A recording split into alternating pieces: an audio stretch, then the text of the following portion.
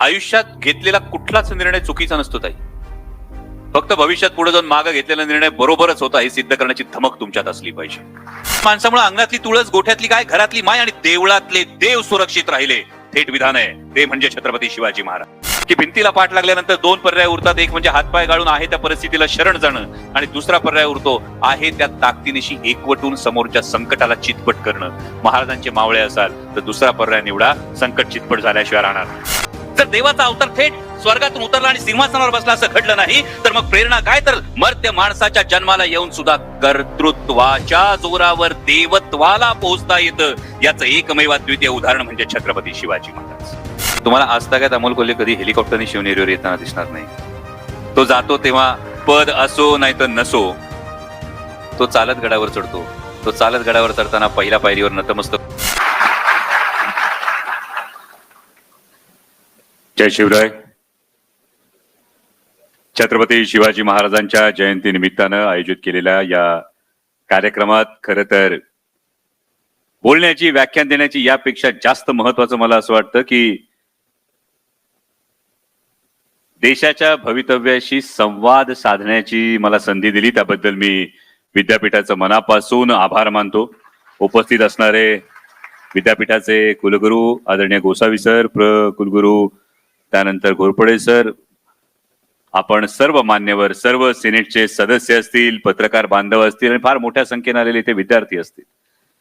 खरं तर माझा मित्र जांबुवंत मनोहर यानं हा योग जुळवून आणला आणि कालपासून बऱ्याच वेगवेगळ्या चर्चा सुरू झाल्यामुळे खरं तर माध्यम पण मोठ्या प्रमाणावर चाललं तर पाहिजे. कसं असतं, घासल्याशिवाय तलवारीला धार येत नाही आणि तसं संघर्षाशिवाय सुद्धा बोलायला मजा येत नाही, अशी काहीतरी परिस्थिती आहे. कदाचित म्हणून ही गोष्ट घडली असेल, मला ठाऊक नाही. पण मला अनेकांनी विचारलं नक्की भूमिका काय, नक्की तुम्हाला वाटतंय काय? तर मी शांतपणे एवढंच सांगितलं, कसं इतिहास आहे. ज्या छत्रपती शिवाजी महाराजांवर बोलायला चाललोय त्या छत्रपती शिवाजी महाराजांच्या राज्याभिषेकाला सुद्धा विरोध करण्याची प्रवृत्ती याच मातीत होती. तेव्हा ही गोष्ट महाराजांनी मोडीत काढली. या छत्रपती शिवाजी महाराजांचा पहिला अश्वारूढ पुतळा जेव्हा पुण्यात उभा राहायचा होता तेव्हा त्याला विरोध करण्याची प्रवृत्ती सुद्धा याच मातीत होती.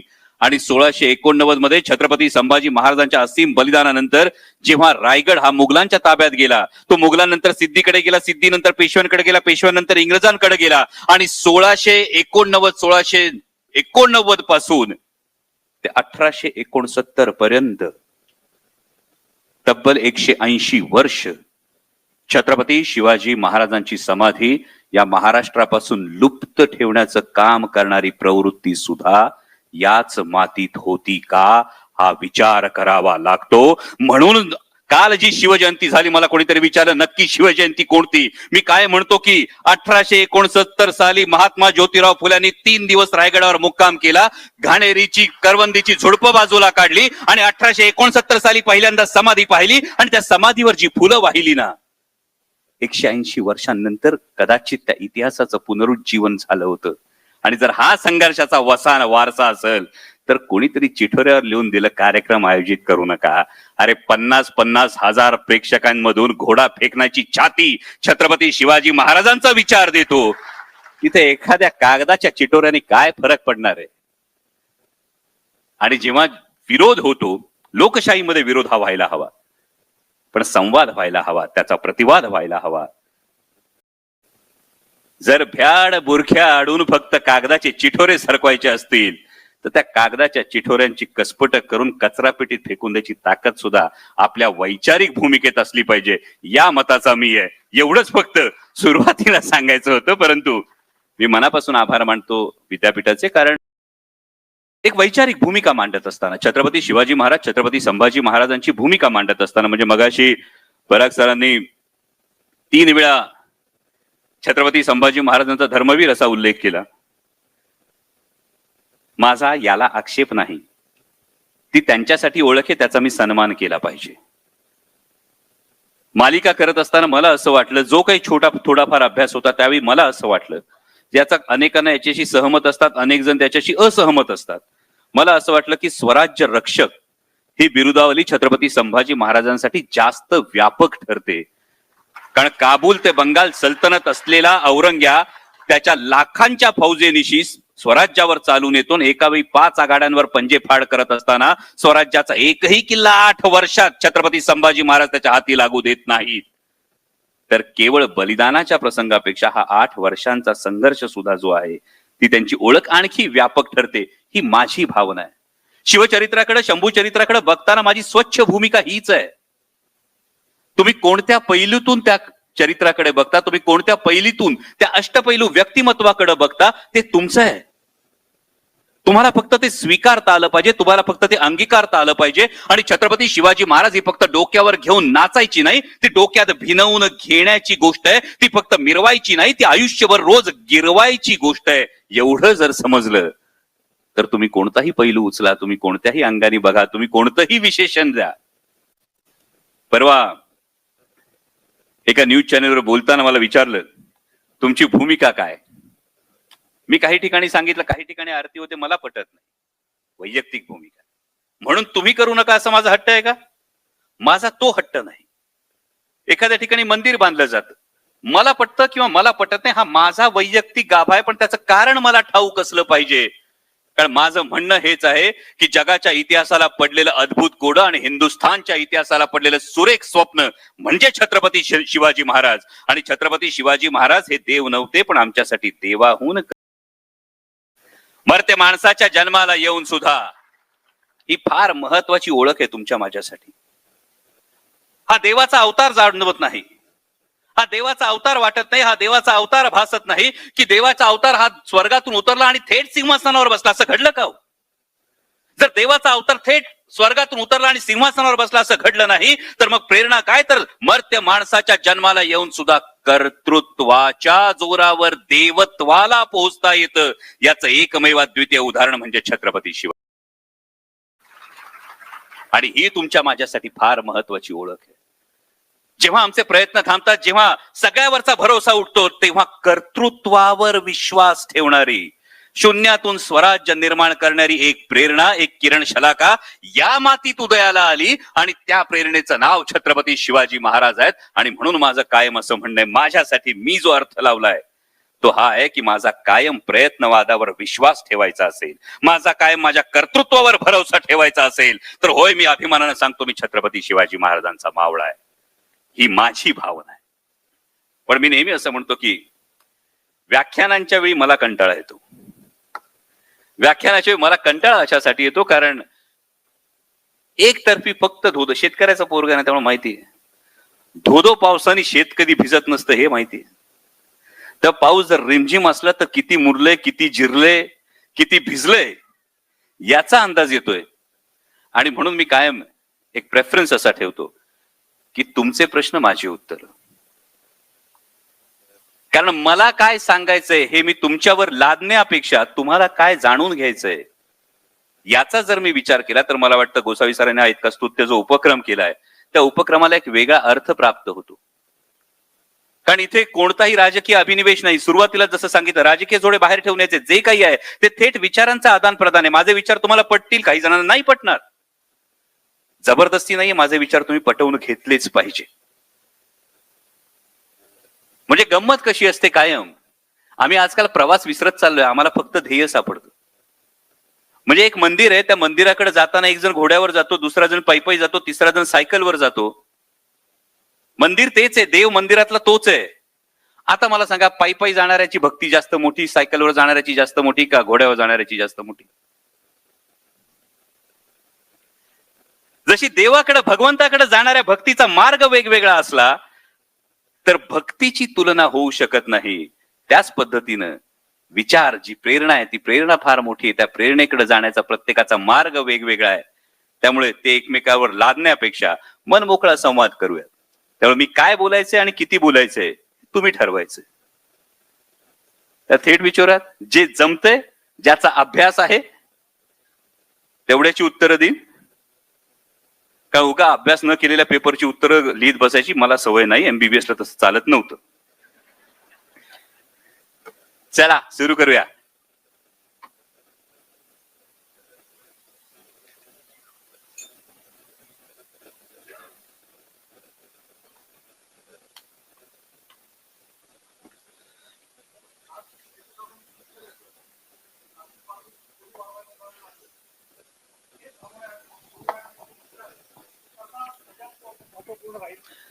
एकदा शांतपणे छत्रपती शिवाजी महाराजांच्या अष्टप्रधान मंडळाकडे नजर टाका. जगातलं सर्वोत्तम सोशल इंजिनिअरिंगचं उदाहरण सुरुवातीला काय असेल तर ते छत्रपती शिवाजी महाराजांचं अष्टप्रधान मंडळ आहे. वेगवेगळ्या जातीच्या त्या जातीच्या जीनपूल नुसार त्या समाजाच्या असणाऱ्या वैशिष्ट्यांनुसार अष्टप्रधान मंडळात तुम्हाला प्रत्येकाला दिलेली जबाबदारी जाणवते. आणि सोशल इंजिनिअरिंग याचा अर्थ मी फार थेटपणे कायम बोलतो, माझ्यासाठी वैयक्तिक सेक्युलरिझम याचा अर्थ लांगुल चालन होत नाही आणि कडवटपणा याचा अर्थ समोरच्याचा द्वेष होत नाही. त्यामुळे जर छत्रपती शिवाजी महाराज समजून घ्यायचे असतील तर दोन पर्याय कायम समोर ठेवा. मी अमुक जातीत, अमुक धर्मात, अमुक पंथात, अमुक प्रांतात जन्माला आलो याचा न्यूनगंड किंवा अहंकार बाळगणं. कदाचित तुम्ही म्हणालात ती आजची परिस्थिती अनेकदा जाणवते. मी अमुक जातीत, अमुक धर्मात, अमुक पंथात, अमुक प्रांतात जन्माला आलो याचा न्यूनगंड किंवा अहंकार बाळगणं हा एक पर्याय आहे. आणि मी कुठल्याही जातीत, कुठल्याही धर्मात, कुठल्याही पंथात, कुठल्याही प्रांतात जन्माला आलो तरी माझ्या कर्तृत्वानं माझं व्यक्तिमत्व अशा उंचीवर नेऊन ठेवील की माझा माझ्या जातीला, माझा माझ्या प्रांताला, माझा माझ्या पंथाला, माझा माझ्या धर्माला आणि त्याही पेक्षा महत्वाचं म्हणजे माझा माझ्या राष्ट्राला अभिमान वाटेल. पर्याय दुसरा जो असतो ना तो छत्रपतींच्या मावळ्याचा पर्याय असतो. आणि जर दुसरा पर्याय निवडला तर पहिलं जे वातावरण आहे हे सगळं वातावरण तुम्ही असं मागच्या मागे टाकून देता कुठेतरी. आता T20 वर्ल्ड कप सुरू आहे, बघताय की ना मॅचेस थोडेफार? हा बघताय ना? त्या बुमराची जात सांगा ना पटकन.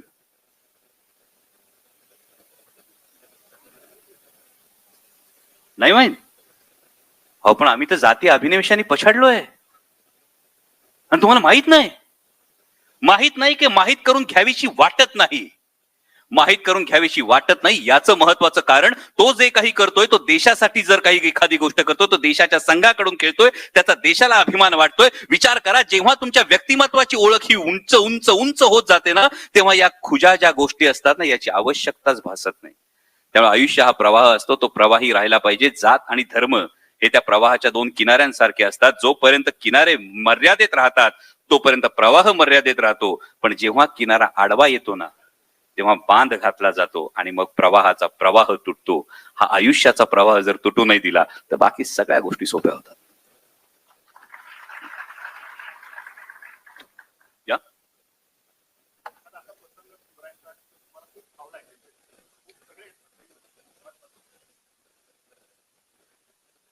नाही अनेक प्रसंग आहेत. म्हणजे मी कायम असं म्हणतो की छत्रपती शिवाजी महाराजांच्या आयुष्यातला आपली गंमत कशी होते ना की आम्ही छत्रपती शिवाजी महाराजांचं आयुष्य किंवा छत्रपती शिवाजी महाराजांचा इतिहास हा अनेकदा केवळ त्या 7 घटनांपुरता मर्यादित करतो. या 7 घटनांपुरता जेव्हा छत्रपती शिवाजी महाराजांचा जर आम्ही संपूर्ण इतिहास मर्यादित केला तर आम्ही त्यांना केवळ त्या फॅन्टसी स्टोरी पर्यंत नेतो. म्हणजे आपण जर बारकाईनं बघितलं तर मी सुरुवातीला एक जी गोष्ट म्हटलं ना, छत्रपती शिवाजी महाराजांची समाधी ही लुप्त असण्याचा काळ जर आपण बघितला तर तो जवळपास 180 वर्षाचा आहे. म्हणजे 1749च्या सुमारास छत्रपती संभाजीराजांचे पुत्र शाहू महाराज यांचं निधन झालं. 1761च्या सुमारास माझ्या माहितीप्रमाणे ताराराणींचं निधन झालं. आणि तरी हा प्रश्न निर्माण होतो, या संपूर्ण काळामध्ये उल्लेख कुठेच नाही छत्रपती शिवाजी महाराजांची. त्यानंतरच्या काळामध्ये छत्रपती शिवाजी महाराजांची जयंती निर्माण झाल्याचे उल्लेख आहेत. इतिहासाचे प्राध्यापक बसले असतील इथे, इतिहासाचे विद्यार्थी बसले असतील. आम्हाला समाजशास्त्रीय हा प्रश्न पडतो की मग का ही प्रेरणा नव्हती, की ही प्रेरणा दाबली गेली होती, की ही प्रेरणा विसरली गेली होती, ही विस्मृतीत गेली होती. आणि मग जेव्हा 1869 मध्ये महात्मा ज्योतिराव फुले सर ती समाधी शोधतात, त्या समाधीवर फुलं वाहतात. पुढल्या वर्षी शिवजयंती ही साजरी केली जाते. हिराबागेतच सभा ठरली होती आणि माझ्या माहितीप्रमाणे चाफळकर स्वामी त्या सभेचे अध्यक्ष होते. ही हिराबागेत झालेली सभा आहे. आणि त्यानंतर महात्मा ज्योतिराव फुले हा पहिला पोवाडा लिहितात छत्रपती शिवाजी महाराजांचा. त्या पोवाड्याची जर प्रस्तावना बघितली तर या प्रस्तावनेत फार महत्वाची गोष्ट महात्मा ज्योतिराव फुलेंनी लिहिलेली आहे की ती म्हणजे सर्वसामान्यांना हा राजा कळावा, हे छत्रपती कळावेत या हेतून त्यांनी लिहिले. आणि मग म्हणूनच या परिप्रेक्ष्यातून जेव्हा मी शिवचरित्राकडे पाहतो तेव्हा मला छत्रपती शिवाजी महाराजांचा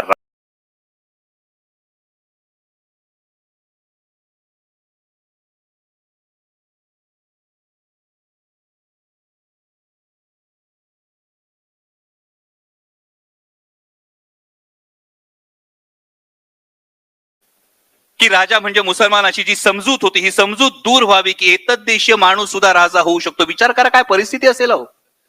350 वर्ष या मातीनं राजा बघितलेला नाही. 350 वर्ष. इथं 35 वर्ष मागे काय झालं होतं तुम्हाला मला आठवत नाही. 350 वर्ष या मातीनं राजा पाहिला नव्हता.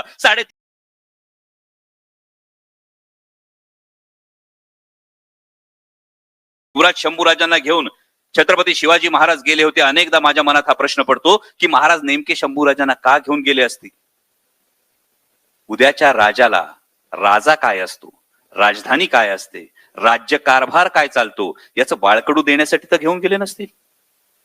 आणि मग जेव्हा ही घटना घडते तेव्हा ती राजकीय क्रांती असते, पण त्याबरोबरीनं सामाजिक क्रांती फार मोठी आहे ही लक्षात घेणं गरजेचं आहे. काल, आज आणि उद्या सुद्धा ही घटना लक्षात ठेवणं फार गरजेचं आहे. म्हणजे राजा शिवछत्रपती मालिका जेव्हा मी करत होतो तेव्हा त्या मालिकेमध्ये तो प्रसंग चित्रित करताना अजूनही म्हणजे 2000 मला वाटतं 2018 मध्ये मी ती मालिका केली होती.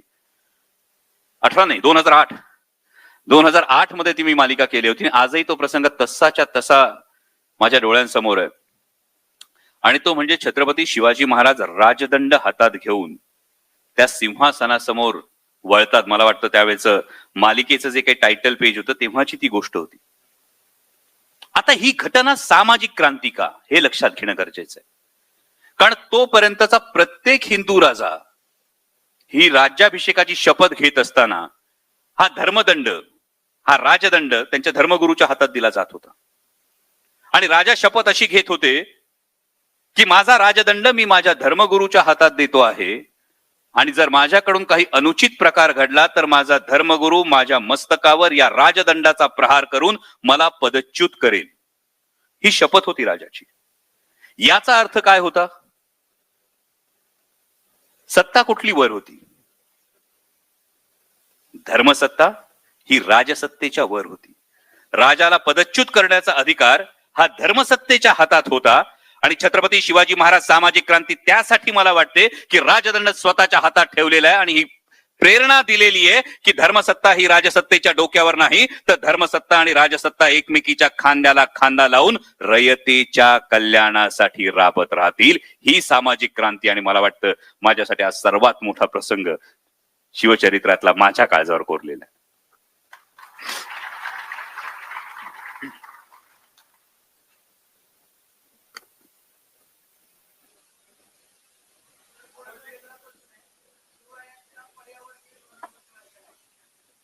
आताच्या काळात बोलताना अंगावर शहारे येतील. म्हणजे साधं तुम्ही एक आज्ञापत्र जरी घेतलं ना, म्हणजे मी स्ट्रिक्टली सांगितलं मी राजकीय भाष्य करणार नाही, पण एक साधं आज्ञापत्र घेतलं की महाराजांनी आरमाराच्या वेळी लाकूड कुठलं गोळा करावं आणि लाकूड गोळा करत असताना कुठली कुठली झाडं तोडू नयेत, हे जर महाराजांचं आज्ञापत्र एक जर बघितलं ना, तर आज एखाद्या कार्यक्रमासाठी झाडांची कत्तल होत असताना पर्यावरण प्रेमी थकून जातात ओरडून ओरडून, पण ही काळाची गरज आहे असं सांगितलं जातं. पण काळाच्या पुढची गरज छत्रपतींनी ओळखली होती. आंबा, फणस, काजू ही झाडं वाढायला वर्षानुवर्ष लागतात आणि ती झाडं लेकरासारखी वाढवली जातात. त्यामुळं ही झाडं तोडू नये असे सक्त आदेश हे महाराजांनी त्यांच्या एका आज्ञापत्रात दिलेले आहेत. हा एक भाग राहतो. आणि या एकूण पद्धतीनं जे जगण्याशी थेट निगडीत आहे, जे युद्धाशी थेट निगडीत आहेत, या अशा अनेक गोष्टी तुम्हाला शिवचरित्रामध्ये दिसतात. पण याच्या खोलात गेलो तर हे कदाचित राजकीय विषयांतर होईल, म्हणून मी टाळेल.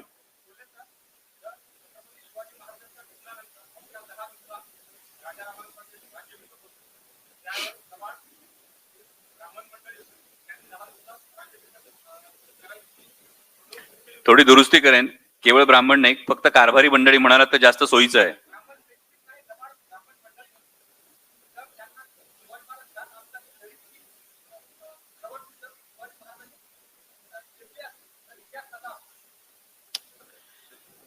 कसं असतं, जर तरच्या या सगळ्या गोष्टी वेगवेगळ्या आहेत. म्हणजे जर ही प्रवृत्ती वेळीच ठेचली गेली असती तर त्याच्या आधीच एक शक्यता येते, मग ही प्रवृत्तीने त्यावेळी डोकं वर काढण्याची हिंमत दाखवली असती का? बरं, दुसरी एक गोष्ट फार महत्वाची आहे. छत्रपती शिवाजी महाराजांनी संभाजी महाराजांना सांगितलेली की राजाला आपलं काळीज तलवारीच्या धारेवर ठेवून रयतेचा संसार करावा लागतो. आणि हा संसार करत असताना काही चुकतात, मागतात, त्यांनाही सांभाळून घ्यावं लागतं. त्यामुळे कदाचित महाराजांना पूर्णपणे ठाऊक नसेल अशी गोष्ट नसेल, अनेकदा असं म्हणतात, हिस्ट्री रिपीट्स इटसेल्फ. हे अनेक ठिकाणी अनेकदा आपल्याला अनुभवायला मिळतं की कदाचित ज्या कारभारी मंडळांना सत्तेच्या परिघात उभं राहून त्यांना ती सत्ता दिसली असेल, जरी त्यांना ते पद महत्वाचं नसेल, तर अशा वेळी कारभाऱ्यांच्या मनात ही किंतु परंतु ही शंका आली असेल का? दोन शक्यता आहेत. फार महत्वाची गोष्ट एक लक्षात घ्या आधी बोलताना, की इतिहास हा एका बिंदूसारखा आहे. नेमकं काय घडलं ते फक्त त्याला ठाऊक आहे. त्याच्या आजूबाजूच्या फक्त शक्यता आपल्याला वर्तवायच्या. तर त्यातली पहिली शक्यता ही येते की कदाचित त्या कारभारी मंडळींना असं वाटलं का की एक अजाणता राजा जर बसला, कारण राजाराम महाराजांचं वय तेव्हा अगदी लहान होतं, अजाणता राजा जर बसला तर कदाचित कारभाराची सूत्र पूर्णपणे आपल्या हाती येतील म्हणून त्यांनी घाई केली का? जर युवराज शंभूराजे जर छत्रपती झाले तर आपले जी आमिष आहेत, आपले जे काही मनोरथ आहेत, ही सफल होणार नाहीत म्हणून त्यांनी घाई केली का? पण तुम्ही जरी हे, आणि तिसरा तर्क हा आहे, ते स्वराज्यद्रोही होते का? तर मला तिसरा तर्क फारसा संमत होत नाही मी स्वतः यासाठी. कारण आपण ज्या जहाजात बसलोय, ज्या बोटीत बसलोय, तीच बोट बुडवावी असं अनेकांना त्यावेळी वाटलं नसेल. पण अनेकदा होतं असं की तात्कालिक स्वार्थापायी दीर्घकालीन नुकसान हे आपण कधी बघत नाही. तुम्ही जे म्हणता त्या कारभाऱ्यांचं कदाचित हेच झालं असावं. तात्कालिक स्वार्थापायी दीर्घकालीन आपलं काय नुकसान होऊ शकतं याचा त्यांनी विचार केला नाही आणि त्यामुळे या सगळ्या गोष्टी घडल्या. परंतु हे जर महाराजांना त्याची सुरुवातीलाच कल्पना आली असती तर महाराज पॉलिटिकली किंवा स्वराज्य दृष्ट्या इतके, ज्याला आपण एक श्रूड लीडर म्हणू शकतो, तर अनेक इतिहासकार असंही मानतात की साक्षात स्वराज्य संकल्पक शहाजी महाराज साहेब जरी स्वराज्याच्या विरोधात तलवार घेऊन उभे राहिले असते तरी महाराजांनी तलवार म्यान करण्याआधी दोनदा विचार केला असता. इतके महाराज थेट स्वराज्याचं ध्येय पाळणारे होते आणि त्यामुळे मला वाटतं ही प्रवृत्ती तेव्हा आली असती तर चित्र हे वेगळं झालं असतं.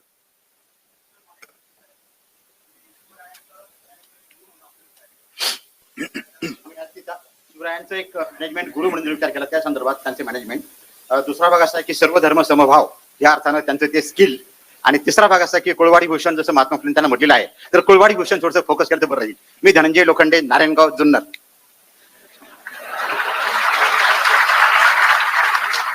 खर तर जुन्नर तालुक्यातल्या माणसाला महाराज वेगळे सांगायचे नसतात. उदापूरचा आहे मी. का आम्ही कायम एक अभिमानानं मिरवतो ही गोष्ट. कारण महाराष्ट्राला जेव्हा पुस्तकातून महाराज दिसतात ना, त्याच्या काही दिवस, काही महिने, काही वर्ष आधी का होईना जुन्नरकरांना शिवनेरीच्या रूपानं महाराज हे कायम जाणवत असतात, अशी माझी हे जुन्नरकर असल्यामुळे ही धारणा आहे.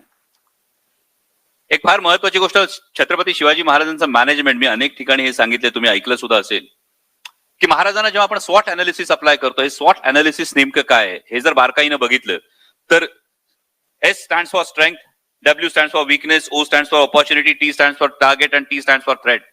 छत्रपती शिवाजी महाराजांनी आपली ताकद ओळखली. मॅनेजमेंट काय सांगतं? आपली ताकद ओळखा, आपल्या ताकदीनुसार पुढे चला. महाराजांनी आपली ताकद ओळखली, ही ताकद होती सह्याद्रीच्या रांगा, ही ताकद होती गनिमी कावा. आता या गनिमी काव्याची देण नेमकी आली कुठून? हा गनिमी कावा, मी पुन्हा म्हणतो, मी खूप सुरुवातीला अत्यंत जबाबदारीनं वाक्य वापरलं, माणसाच्या जन्माला येऊन कर्तृत्वाच्या जोरावर देवत्वाला पोहोचणं. गनिमी कावा ही ताकद आली कुठून? म्हणजे नंतर माओ त्से-तुंग त्याच्या आत्मचरित्रामध्ये लिहितो, चीनमध्ये the tactic of guerrilla war was learn from a Hindu king name Shivaji in India. पण नेमका गरिला वॉरफेअर हे आलं कुठून?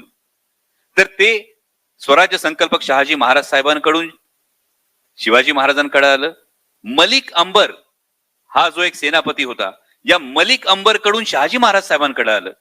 त्याच्यावर संस्कार करून सह्याद्रीच्या रांगांमध्ये आणखी त्याला रुजवून मुरवून शहाजी महाराज साहेबांनी कदाचित ते शिवाजी महाराजांना दिला आणि शिवाजी महाराजांनी हा सगळा स्वराज्याचा पसारा हा सह्याद्रीच्या रांगांच्या आडोशानं उभं केला. उगाच कुठेतरी मोकळ्या मैदानात हिंमत दाखवायची आणि हे दाखवायचं म्हणून जाऊन महाराजांनी किल्ले नाही उभे केले, एक दोन स्वाऱ्या केल्या, पण महाराजांनी मुद्दाम जाऊन तिथे स्वराज्याची मुहूर्तमेढ रोवली. अशी पद्धत महाराजांनी मोकळ्या मैदानात करणं टाळलं, पण त्यांनी सह्याद्रीच्या आडोशानं संपूर्ण स्वराज्य उभं केलं. दुसरी गोष्ट आहे ते विकनेस, ही फार महत्वाची गोष्ट. म्हणजे वैचारिक क्षमता काय असू शकते? अनेकदा आपल्याकडे असं सांगितलं जातं की हे करू नको का, तर ग्रंथात सांगितलंय म्हणून, हे करू नको का, तर तशी प्रथा आहे म्हणून, हे करू नको का, तर आपल्यात करत नाहीत म्हणून. बरोबर? तसं हिंदुस्थानात एक गोष्ट केली जात नव्हती, समुद्र पर्यटन. समुद्रावर पाऊल ठेवणं निषिद्ध मानलं जात होतं, समुद्र ओलांडणं निषिद्ध मानलं जात होतं, कारण हिंदूंच्या धर्मशास्त्रामध्ये समुद्र ओलांडणं निषिद्ध मानलं होतं. आणि त्यामुळे 7व्या शतकात तामिळनाडू मधल्या तामिळ देशातल्या चौलच्या राजांचा आरमार होतं. तुम्ही कदाचित ते मध्यंतरी सिनेमे आले होते, PS1 PS2 पाहिले सिनेमे, ते 7व्या शतकात आरमार होतं भावांनो. 7व्या शतकात चौलच्या राजांचा आरमार होतं. आणि त्यानंतर धर्मशास्त्रात निषिद्ध आहे या एकमेव कारणास्तव एकाही हिंदू राजानं आरमार तयार केलं नाही. 1 2 3 4 10 15 नाही, पुढची 1000 वर्ष. विचार करा, एखादी रूढी, एखादी चुकीची समजूत ही राष्ट्राचं किती मोठं नुकसान करू शकते. 1000 वर्ष आरमार नाही, 1000 वर्ष राष्ट्राची सागरी बाजू ही पूर्णपणे लंगडी पडलेली आहे. आणि 1000 वर्षांनंतर हा वीकनेस छत्रपती शिवाजी महाराज ओळखतात की आमच्याकडे आरमार नाही, आम्ही समुद्रावर पाय ठेवत नाही, म्हणून अरब आले, डच आले, पोर्तुगीज आले, इंग्रज आले, मुघल आले, या सगळ्यांनी समुद्रावर सत्ता निर्माण केली. आणि मग महाराज 1000 वर्षांनंतर आरमार उभं करतात. आणि ते आरमार अशा तोडीचं उभं करतात की ते फिरंग्यांच्या तोडीस तोड आरमार महाराज उभं करतात 1000 वर्षांनंतर. मी कायम असं मानतो की महाराज इथं अस्तित्वात नसलेल्या वीकनेसला, त्या कमकुवत बाजूला ओळखून तिची एवढी मोठी ताकद तयार करतात. This stands for W for Chhatrapati Shivaji Maharaj. मग येतो O ऑपॉर्च्युनिटी. म्हणजे अफजल खान जेव्हा चालून आला तेव्हा आम्हाला तो इतिहास फक्त एवढाच वाटतो की प्रतापगडाच्या पायथ्याची फाडला खाणं, प्रत्येकाला अभिमानास्पदच इतिहास आहे. पण नेमका अफजल खान दख्खनच्या पठारावरचा सगळ्यात नावाजलेला सेनापती होता, ज्यानं शहजादा असताना शहजादा औरंगजेबाला कैद करून ठेवलं होतं. इतका पराक्रमी सेनापती हा त्यावेळेचा अफजल खान होता. आणि इतका पराक्रमी सेनापती तोपर्यंत स्वराज्यावर जी काही फौज चालून आली होती त्यापेक्षा कैकपट फौज घेऊन जेव्हा अफजल खान चालून येत होता तेव्हा आलेलं फार मोठं संकट होतं. या संकटाच्या वेळी अनेकांनी सल्ला देण्याचा प्रयत्न केला होता की तह करू आणि मागे हटू. तुमच्या माझ्या आयुष्यात अनेकदा येतं संकट, अनेकदा संकटाचा अफजल खान तुमच्या माझ्या समोर असतो. आणि अनेकदा तुमचं माझं मन सांगतं की तह करू, 2 पावलं मागे जाऊ. महाराजांनी संकटातली संधी शोधली होती की प्रत्येक संकटाच्या पाठीवर एक संधी चालून येते. जर संकटाला हुलकावणी दिली तर संधी पण हुलकावणी देते. आणि संकटाला जर तिथंच फाडला तर संधी हातात येते. केवळ पुणे सुपे परगण्यापुरतं असलेलं स्वराज्य आणि दख्खनच्या पठारावर द्वाही फिरली. जेव्हा अफजल खान फाडला तेव्हा द्वाही फिरली की छत्रपती शिवाजी नावाचा राजा या दख्खनच्या पठारावर उदयाला आला. That is opportunity. मग तुम्ही विचार करता तो टार्गेटचा, थ्रेटचा. कारण आम्ही एक गोष्ट करत असताना आम्ही त्याच्या पर्यायी गोष्टीचा कधीच विचार करत नाही. आमच्याकडे प्लॅन बी अनेकदा रेडी नसतो. अनेकदा हा प्रश्न जेव्हा आपण शिवचरित्राला विचारतो की एकीकडे रायगडासारखा अभेद्य किल्ला उभा असताना, त्या रायगडावर छत्रपती शिवाजी महाराजांचा राज्याभिषेक झालेला असताना महाराजांना दक्षिण दिग्विजय करावा असा वाटतो. महाराज दक्षिण दिग्विजय करतात. आणि महाराज दक्षिण दिग्विजय करून येत असताना कधी जर तुम्ही जिंजीला गेला तर जिंजीचा किल्ला सुद्धा आवर्जून बघा. इतक्या लांब महाराजांना दक्षिणेमध्ये जिंजीच्या ठिकाणी किल्ला का करावा असा वाटतो? तर कदाचित मग इथे प्लॅन बी ऑपरेट होत होता का? की जे मी मगाशी छत्रपती संभाजी महाराजांविषयी म्हणालो की लाखोंची फौज घेऊन काबूल ते बंगाल सल्तनत असलेला औरंगजेब जेव्हा स्वराज्यावर चालून आला, हे आज ना उद्या घडणार आहे. कारण जोपर्यंत स्वराज्याचा कार्यकाळ आहे तोपर्यंत औरंगजेब अनेक वेगवेगळ्या लढ्यांमध्ये गुंतलेला आहे. आणि जशी औरंगजेबातली राजपुतानातली लढाई असेल, पंजाबची लढाई असेल, त्याचा इतर ठिकाणचा बंगाल मधला जो काही असमंजस अस्वस्थतेचा काळ असेल तो संपल्यानंतर कधी ना कधी औरंगजेबासारखं सैन्य, मुघलांचं सैन्य हे पूर्णपणे स्वराज्यावर चालून येऊ शकते. ही भीती कदाचित, हा धोका कदाचित महाराजांनी ओळखला. आणि महाराजांनी थेट जिंजी पर्यंतच जो प्लॅन बी आहे तो जर तुम्ही ऑपरेट केलेला पाहिला तर त्यामुळे स्वराज्य टिकलं. छत्रपती संभाजी महाराजांच्या बलिदानानंतर रायगड अवघ्या काही महिन्यात पडल्यानंतर छत्रपती राजाराम महाराजांना जिंजीच्या आश्रयानं स्वराज्य टिकवता आलं, मावळ्यांना लढता आलं.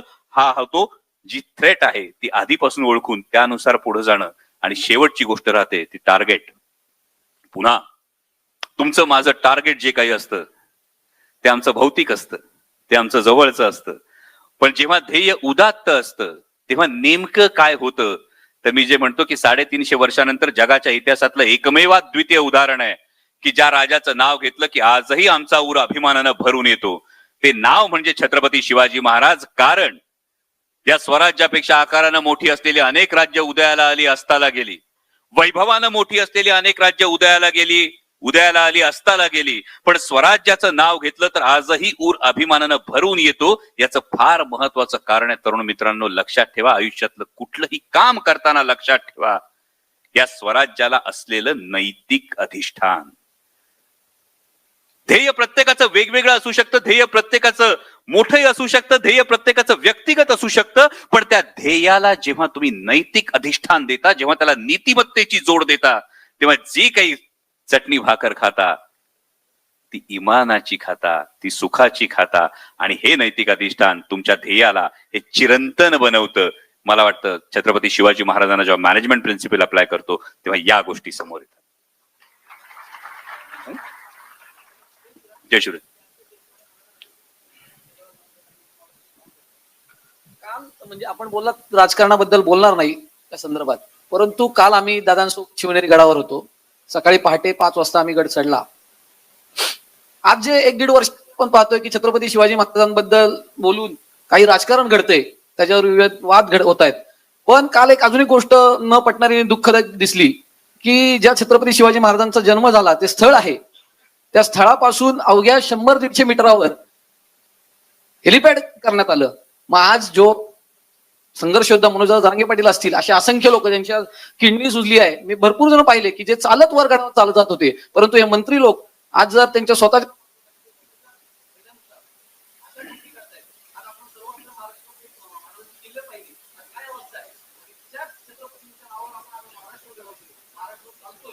अशा घटना घडतात.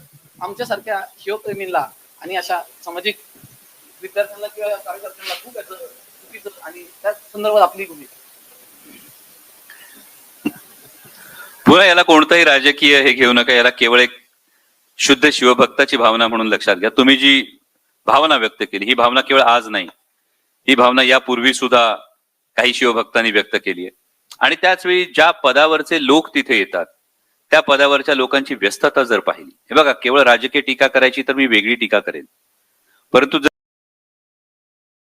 तर त्या व्यस्ततेसाठी आता हे शिवभक्त म्हणून एखादी व्यक्ती असे म्हणू शकेल की शिवनेरी चढायला 1 ते 1 तास फार तर लागतो, उतरायला काय फार तर अर्धा-पाऊण तास लागतो, त्यांनी काय फरक पडतो, एवढा वेळ पण देता येत नाही का? इतरांनी काय करावं यापेक्षा मी काय करावं हे मी ठरवलंय. तुम्हाला आजतागायत अमोल कोल्हे कधी हेलिकॉप्टरने शिवनेरीवर येताना दिसणार नाही. तो जातो तेव्हा पद असो नाही तर नसो, तो चालत गडावर चढतो. तो चालत गडावर चढताना पहिल्या पायरीवर नतमस्तक होतो. इतकं कशाला मी हे मानतो. मी तुम्हाला कालची गोष्ट सांगतो. काल मी शिवनेरी गडावर नव्हतो. मला काहींनी प्रश्न विचारला की तुम्ही त्या भागाचे खासदार आहात, तुम्ही तिथे लोकप्रतिनिधी आहात आणि तुम्ही शिवनेरी गडावर का नाही? याचं माझं काय म्हणणं असतं की माझ्यासाठी 350 दिवस 365 दिवस शिवजयंती असते. काल मराठवाड्यातल्या 30 आत्महत्याग्रस्त शेतकऱ्यांच्या एकल विधवा महिला, त्यांच्या पत्नी यांना शिवजयंतीला मला भेटायचं होतं. त्यासाठी त्या मुंबईत मी सावित्रीबाई ज्योतिराव फुले मालिकेच्या सेटवर आल्या होत्या आणि मला असं वाटलं होतं की अभिवादन तर मी नेहमीच करतो, मनात तर कायम आदरच आहे, पण ज्या माता भगिनी, या राष्ट्रमाता जिजाऊ माँसाहेब, क्रांतिज्योती सावित्रीबाई फुले आणि पुण्यश्लोक अहिल्याबाई होळकरांचा, रमाईचा आदर्श घेऊन स्वतःचं संसार, स्वतःचं घर, स्वतःचं शेत आणि पर्यायानं स्वतःचं राष्ट्र घडवतायत, त्यांना अभिवादन केलं तर माझा मुजरा कदाचित मातृसत्ताक पद्धती राबवणाऱ्या महाराजांपर्यंत पोहोचेल, ही माझी भावना होती. त्यामुळे इतरांनी काय करावं यापेक्षा माझं म्हणणं आहे, मी काय करावं हे जर मी ठरवलं आणि हा मी आम्ही मध्ये बदलला आणि हा आम्ही आपण मध्ये बदलला, गोष्टी आपोआप बदलतील.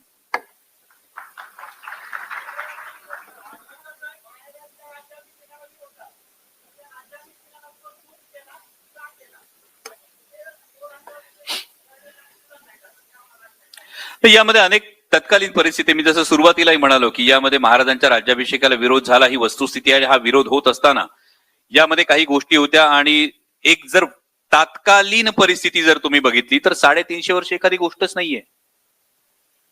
म्हणजे जर या सभागृहामध्ये जर व्याख्यान होतं हे तुम्हाला ठाऊकच नाहीये, 350 वर्ष व्याख्यान कसं असू शकतं हे जर माहितीच नसेल तर त्याविषयी अनेक प्रश्न निर्माण करायला जागा निर्माण होते. आणि मग हा नेमका अधिकार कोणाला आहे, या संदर्भात कोणी नेमके संस्कार करायचे, यामध्ये यांनी मान्यता द्यायची किंवा त्यांनी मान्यता द्यायची नाही. त्यानंतर तुम्ही अ.रा. कुलकर्णींचं अशी होती शिवशाही हे जर पुस्तक वाचलं तर तुम्हाला अ.रा. कुलकर्णींच्या अशी होती शिवशाहीमध्ये फार डिटेल या संपूर्ण इतिहासाविषयी किंवा राज्याभिषेकाच्या विरोधाविषयी हे सगळे डॉक्युमेंट्स मिळतात.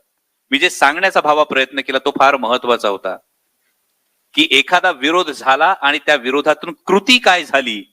मला वाटतं महाराजांची राजदंड हातात धरण्याची कृती ही या सगळ्या विरोधाचं चोख उत्तर होती, जी आजच्या काळात सुद्धा प्रेरणा देते की धर्मसत्तेने ठरवायचं नाही काय करायचं, तर धर्मसत्तेने राजसत्तेच्या खांद्याला खांदा लावून रयतेच्या कल्याणासाठी राबायचं. मला वाटतं वादापेक्षा महाराजांनी संवादातून एक फार मोठा मेसेज इथं दिलाय.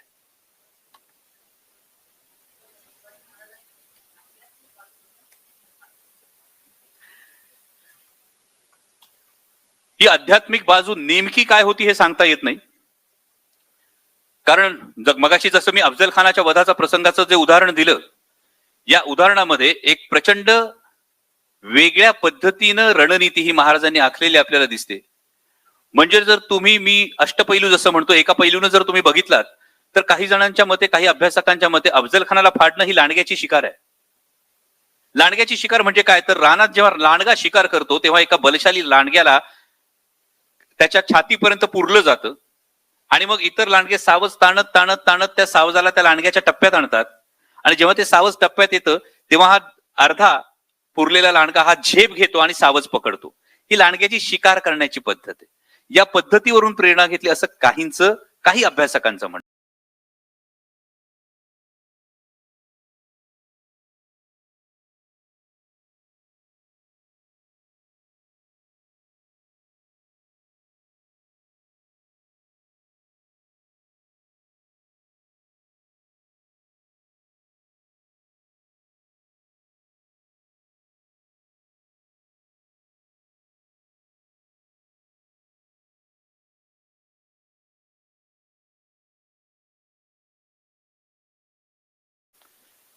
की ज्या माणसामुळे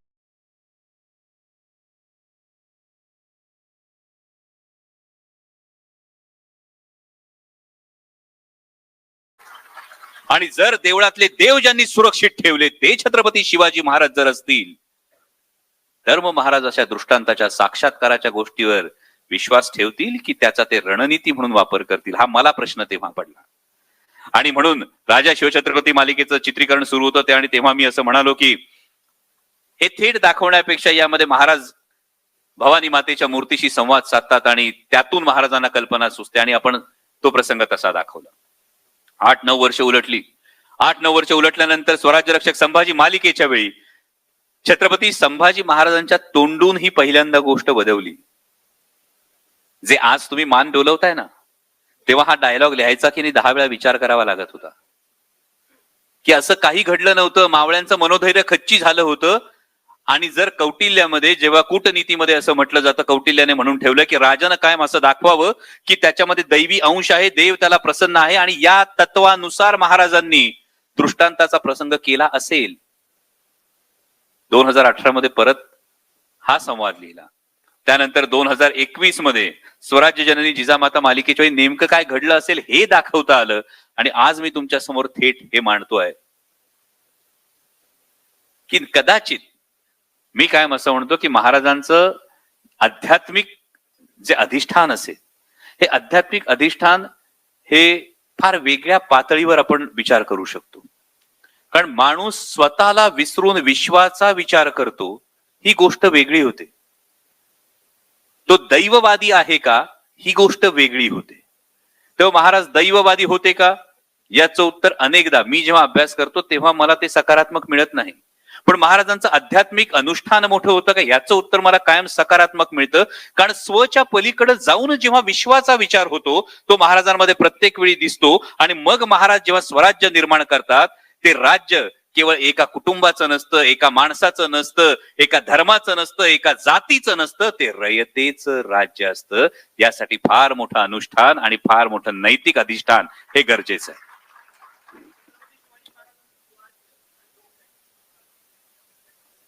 मी परवा गमतीने एक विधान केलं होतं, मी पुन्हा राजकीय अर्थ लावत नाही.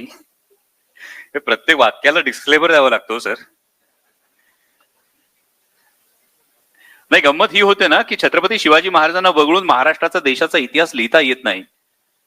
आताही ज्या गोष्टी समोर येतात, असो. तर तुम्ही जे म्हणाला त्याच्यावरचं अगदी एक छोटं उत्तर असं आहे की छत्रपती शिवाजी महाराजांचं मी जसं म्हणालो की हे राज्य एका व्यक्तीचं, एका कुटुंबाचं, एका जातीचं, एका धर्माचं असण्यापेक्षा सर्वसामान्य रयतेचं राज्य असणं हे राजेशाहीत असलेलं लोकशाहीचं बीज आपल्याला दिसतं.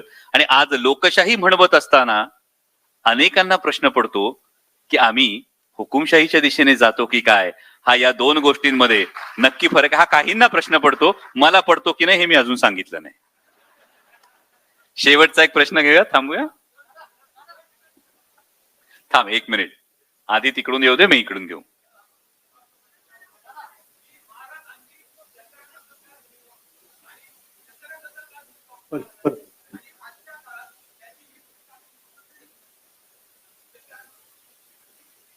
ताई लई जिव्हाळ्याचा प्रश्न आहे.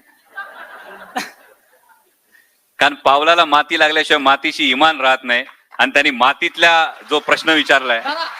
1 मिनिट भावा, तेवढं फक्त उत्तर देतो. छत्रपती शिवाजी महाराजांची एका वाक्यातली सगळ्यात महत्वाची गोष्ट जी आम्ही फक्त भाषणांमध्ये वापरतो आणि भाषणांमध्ये जी उचलतो ती गोष्ट आहे रयतेच्या भाजीच्या देठाला धक्का लागू देऊ नका. ही जेव्हा एक गोष्ट आम्ही म्हणतो ना त्याच्या मागे अनेक आयाम आहेत, अनेक याच्यामध्ये पॉलिसी या महाराजांच्या आहेत. म्हणजे महाराजांचं दुष्काळाच्या वेळी नेमकं शेतकऱ्यांना काय सवलत देणं होतं हे जर बारकाईने तुम्ही बघितलं, इतकंच कशाला, महाराजांची जर सैन्य भरती आपण बघितली, जर जे साधारणतः 4 महिने फक्त शेती करणार आणि 8 महिने सैन्यात भरती होणार अशी जी परिस्थिती होती ही महाराजांच्या काळात बदलली. त्यांनी पूर्ण वेळ सैन्य भरती सुरू केली. थोडक्यात शेतीवर असणाऱ्या कुटुंबांना एक परमनंट रोजगार हा महाराजांनी तयार करून दिला. महाराजांनी शेतकऱ्यांसाठी उच्च प्रतीचं बी बियाणं दिलं. जेव्हा दुष्काळ झाला, जेव्हा अवकाळी झाली तेव्हा महाराजांनी सवलत दिली. महाराजांच्या काळी कधी शेतकऱ्यांना आंदोलनं करावी लागली नाही, शेतकऱ्याला कधी धरण्यावर बसावं लागलं नाही की अरे अवकाळी झाली तुमच्या डोळ्यांना दिसती, दुष्काळ पडलाय तुमच्या डोळ्यांना दिसतोय, पण तरी सुद्धा शेतकऱ्याला आजच्या काळात दिलासा मिळत नाही. हे दुर्दैव आहे.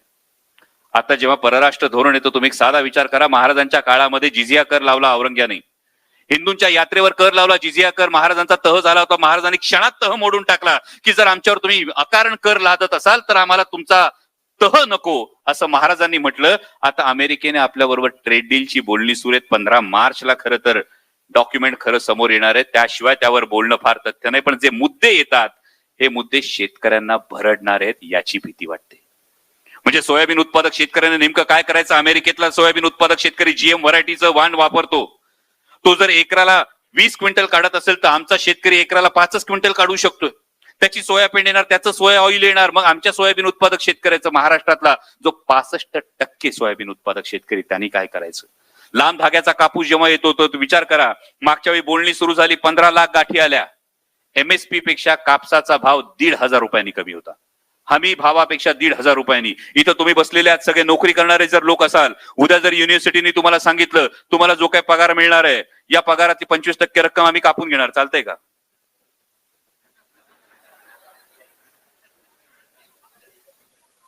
भावांनो, जेव्हा शेतकऱ्याविषयी हा प्रश्न येतो ना तेव्हा मात्र आपल्याला हसू येत नाही, तेव्हा काळजाला भेगा पडतात. याच कारण हे आहे की 9,000 मधले जेव्हा 1,500 पडतात ना, या 15 लाख गाठी आलेल्या असतात तेव्हा 1,500 कापसाचा भाव पडलेला असतो. US ट्रेड डीलचं फक्त एक्स वर त्याच्या डिटेल्स आल्या, सोयाबीनचा भाव गेल्या काही दिवसात 800 रुपयांनी पडलाय. सरकारने सांगितलं होतं मक्याची शेती करा. मक्याची शेती का करा? तर इथेनॉल मक्यापासून निर्मिती करण्यासाठी मक्याची शेती करा. जेव्हा अमेरिकेतून इथेनॉल पण येणार आहे, DDGS पण येणार आहे, हे जेव्हा कळलं ना, मक्याचे भाव गेल्या काही दिवसापासून 400 ते 500 रुपयांनी पडलेत. आणि मग हा प्रश्न निर्माण होतो की शेतकऱ्याच्या भाजीच्या देठाला हात लागू येऊ नका असं म्हणणाऱ्या महाराजांचा आदर्श आम्ही किती पाळतोय, ह्या आत्मचिंतनाचा विषय. एक शेवटचा प्रश्न फक्त.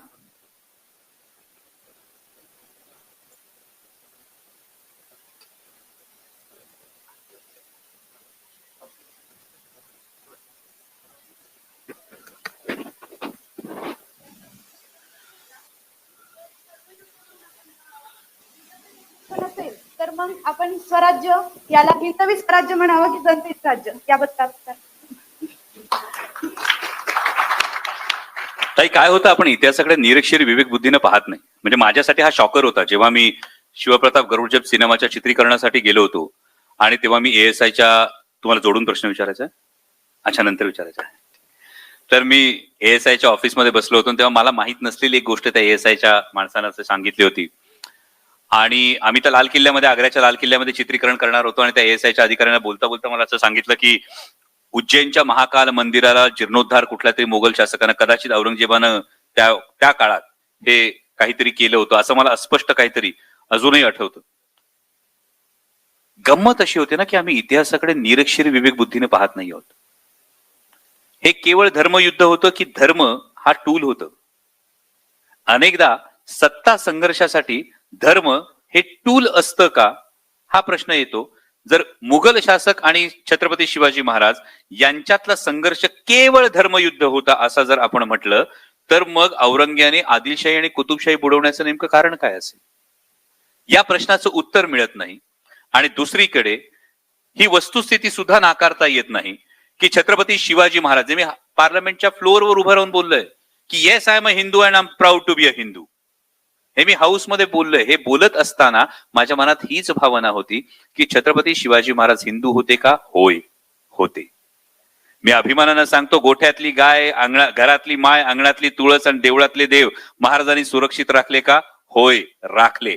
पण हे सगळं होत असताना हा क्लॅश हा जास्त सीमांचा आहे, हा क्लॅश जास्त एकमेकांवरच्या वर्चस्वाचा आहे, हा क्लॅश केवळ धर्माचा आहे असं जर आपण म्हटलो तर आपण स्वतःची फसगत करून घेऊ.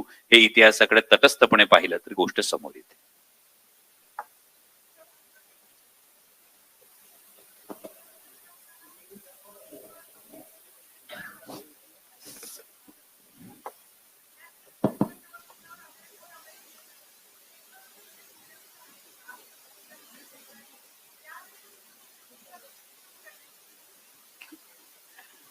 सगळ्यात इंटरेस्टिंग आहे म्हणजे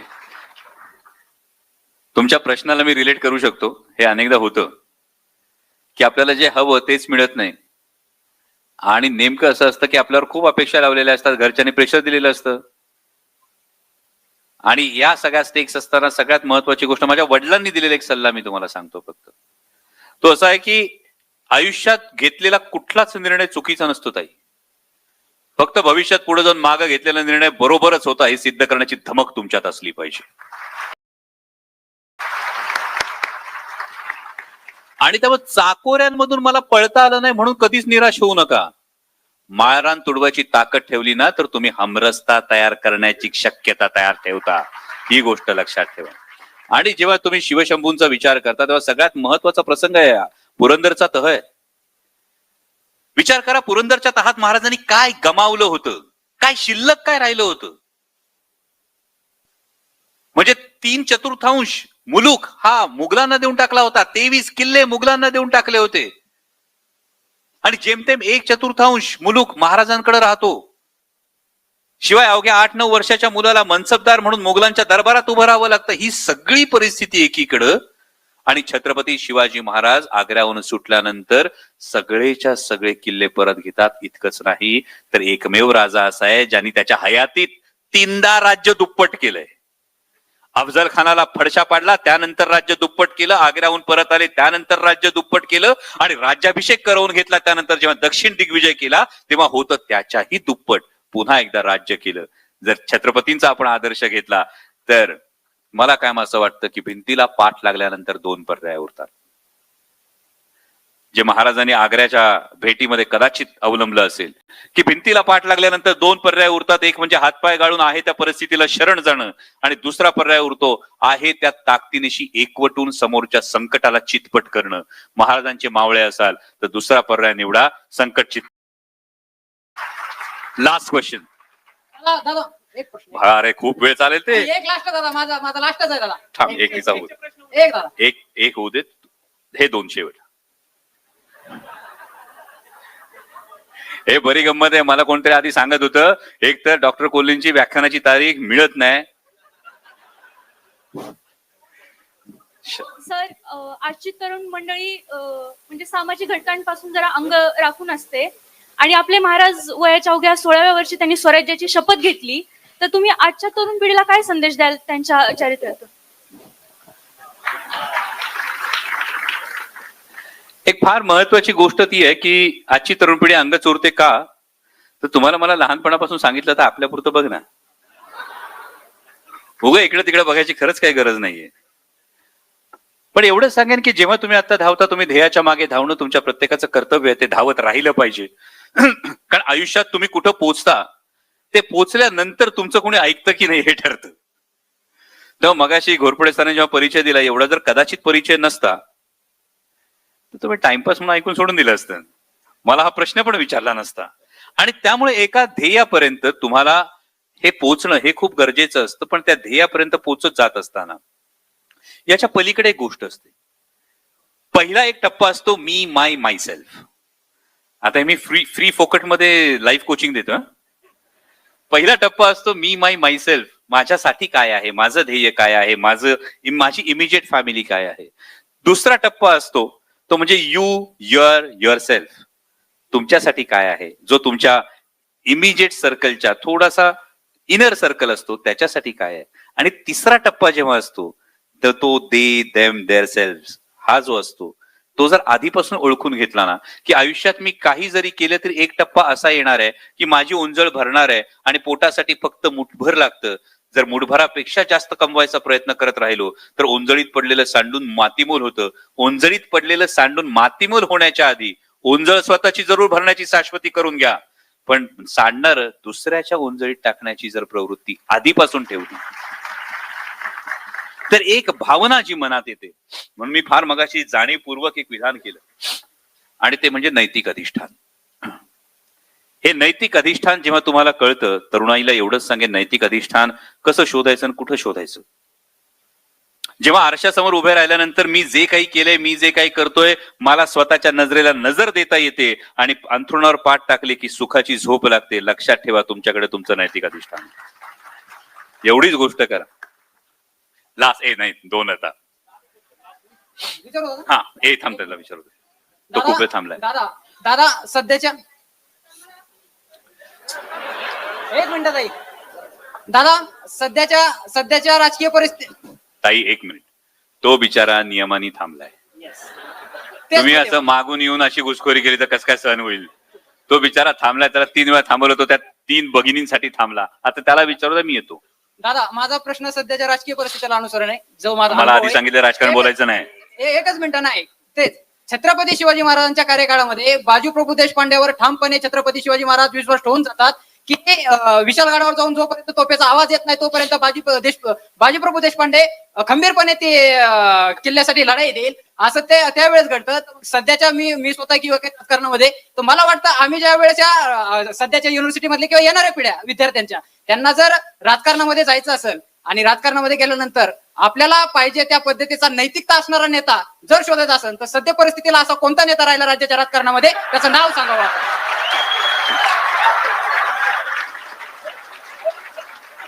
मला आता आरसा दिसत नाही समोर.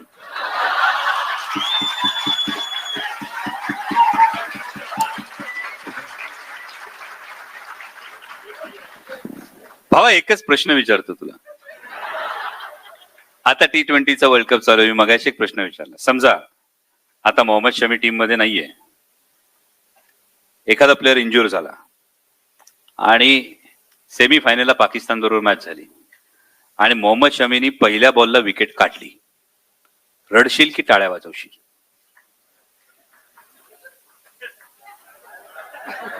अरे धर्मद्रोही आहात तुम्ही, कळतंय का? टाळ्या वाजवणार तुम्ही? असं कुणी जर म्हणालं तर त्यांना जरूर सांगा, जर मोहम्मद शमीनी पहिल्या बॉलला विकेट काढली तर जर मी टाळ्या वाजवल्या तर मी देशप्रेमी ठरतो. माझी पहिली भावना ही राष्ट्राप्रती समर्पित होते. आणि जर माझी अंतर्गत भावना, माझी मूळ भावना, माझी मूळ प्रेरणा ही जर राष्ट्र ही संकल्पना असेल तर मी ती संकल्पना उचलली पाहिजे. आणि भावा, जो पण नेता तुला हे सांगेल ना, तू कुठल्याही जातीत, कुठल्याही धर्मात, कुठल्याही पंथात, कुठल्याही प्रांतात जन्माला आला तरी भावा तू आधी माणूस आहेस, तू या राष्ट्राचा नागरिक आहेस आणि राष्ट्र उभं करण्यासाठी मला तुझी गरज आहे. बिनधास्त त्या नेत्याच्या पावलावर चाल, काही घाव होत.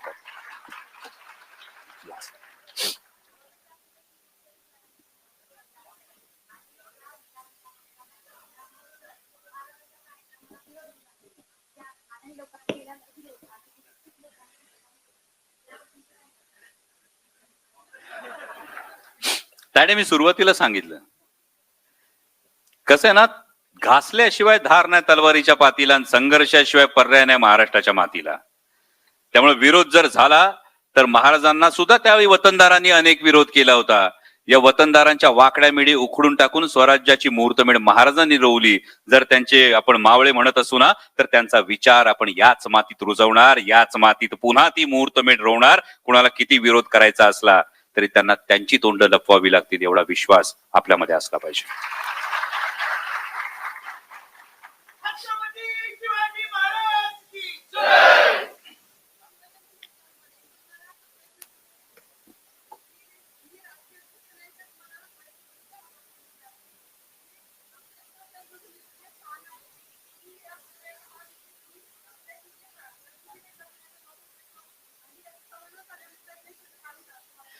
ताई 100% राष्ट्रीय संरक्षित स्मारक आहे पहिली गोष्ट. दुसरं म्हणजे युनेस्कोनं आता 12 किल्ल्यांना हा एक दर्जा दिलेला आहे, जागतिक वारशाचा दर्जा दिलेला आहे. त्यामुळे या गोष्टी नक्कीच होत राहतील. परंतु फार महत्वाची एकच गोष्ट तुम्ही मी तरुण पिढीने लक्षात ठेवली पाहिजे की हे जे गडकोट आहेत ना, हे छत्रपती शिवाजी महाराजांच्या जाज्वल्य इतिहासाचे एकमेव साक्षीदार आहेत.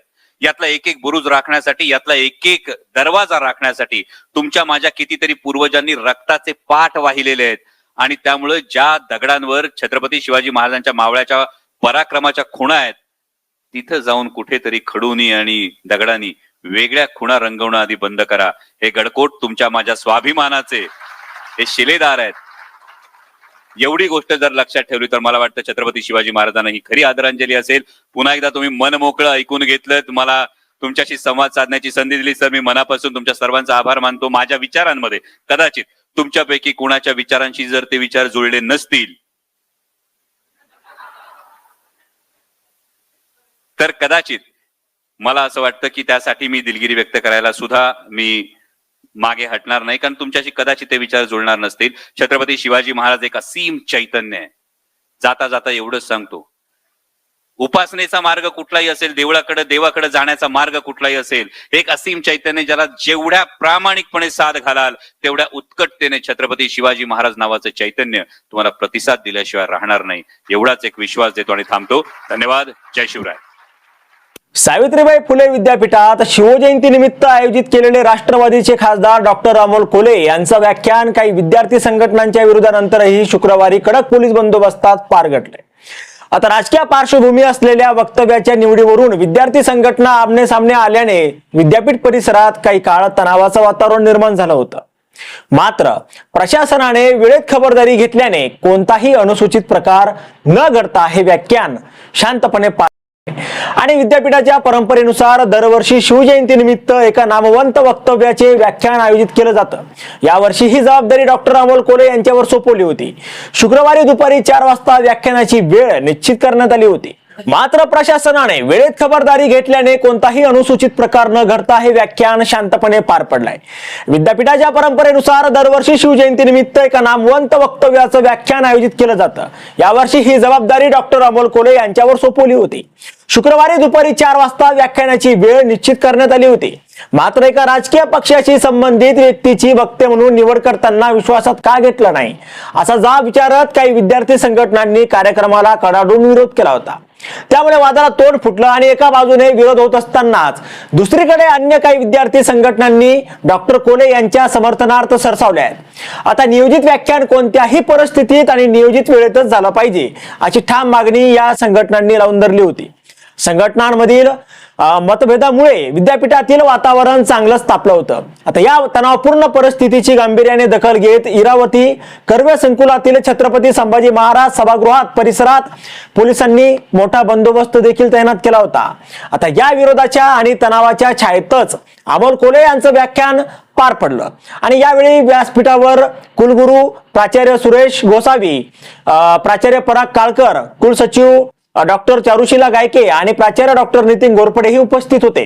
आता यावर तुम्हाला काय वाटतं? तुमचं मत कमेंट बॉक्स मध्ये लिहायला अजिबात विसरू नका. व्हिडिओ आवडला असेल तर जास्तीत जास्त शेअर करा.